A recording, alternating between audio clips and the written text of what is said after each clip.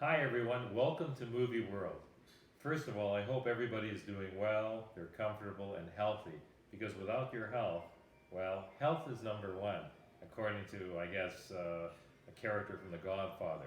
We're not talking about The Godfather today, instead, we're talking about a movie that's perfectly timed for nowadays. You see, in British Columbia, we have a minority government like we do in Ottawa. There's going to be an election in BC next October or earlier. In Ottawa, there's going to be an election in Canada, a federal election, since there's a minority government. But the real election happens in the United States in November. That's the American presidential election. That's really for all the marbles. And the movie, incidentally, ironically, we're talking about today, involves the presidency. No, not the current presidency, but the presidency of another Republican office holder, namely Richard M. Nixon. Richard M. Milhouse Nixon. The movie All the President's Men from 1976, considered to be one of the best political movies of all time. Now, the movie chronicles the events in 1972 that led to the downfall of a sitting American president and the administration at arms. I want to tell you a little bit about this movie. First of all, the director is Alan J. Pakula, who's a very notable director. He gave us Sophie's Choice, that featured Meryl Streep in her first Oscar-winning performance. And in this movie, well, it's all about a cover-up. All the President's Men is the story of what happened when corruption occurred, originating in the Oval Office. What happened in 1972, a little bit earlier, was a group of criminals, burglars, entered into the headquarters of the Democratic National Party in Washington, D.C., at a hotel called the Watergate. That was a very famous scandal. What happened was, one reporter, Bob Woodward of the Washington Post, found out about this, sat in on the trial, and then began an investigation for the Washington Post. The Washington Post greenlit this investigation to find out why was a high-powered lawyer involved with the court case of just some ordinary criminals, ordinary burglars. Well, these criminals weren't ordinary burglars. They had CIA connections. They had connections to the establishment, and they had connections, allegedly, that would follow, that would link the burglary to the Republican National Committee, the Republican Party that went all the way up to key officials with the White House, namely in the administration, the Oval Office. Great movie. The man that ultimately greenlit the investigation for the Washington Post was seasoned scribe Ben Bradley. Jason Robards, a heroic figure in entertainment, a great, wonderful actor who's been in so many stage plays and films, including Tora, Tora, Tora. He took the bull by the horns. At first, he wouldn't listen to Woodward and Bernstein. He didn't believe the story. Where is the proof? Where are the facts? Where are the sources?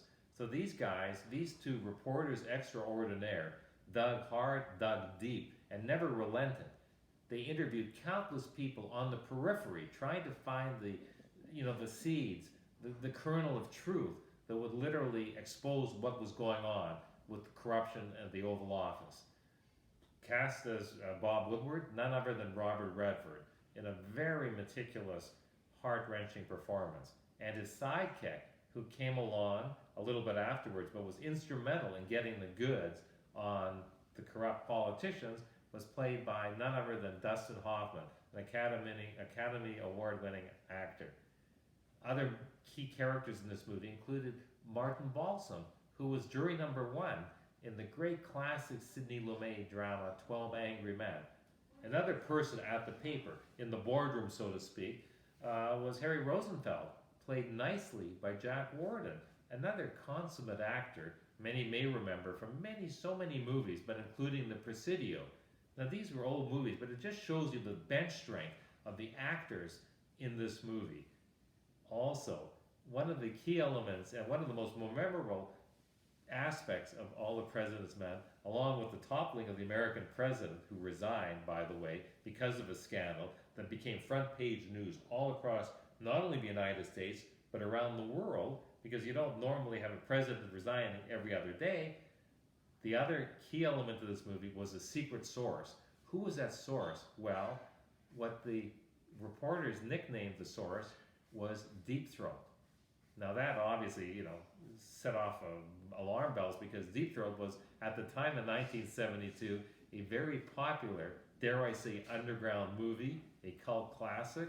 It was a film, a porn movie, an X-rated movie that actually brought pornography into the mainstream and the living rooms of countless Americans and Canadians. In short, All the President's Men is a good movie. It's very topical today in the political turmoil of the world we live in, not just in the United States, but there's political corruption all over the world. So this movie is a good wake-up call. It's got great acting. It was written, by the way, screenwritten by a fellow named William Goldman, who has, written 5 films with Robert Redford. He's a consummate professional artiste, and he really cobbles together a very good story. Now, the movie's a couple hours long, about 2 hours and 20 minutes. I found it a little bit long, but I realized you have to research this movie. It's very meticulous in its plots, and the characters are very well written. The movie naturally had to be filmed in Washington and Virginia, obviously the center of power in the United States, with some shots being done in California naturally. On a scale of 1 to 10, I'm going to give All the President's Men, based on its importance, I'm going to give it an 8. Thank you for watching today. Robert Waldman from Movie World. Hope to see you soon.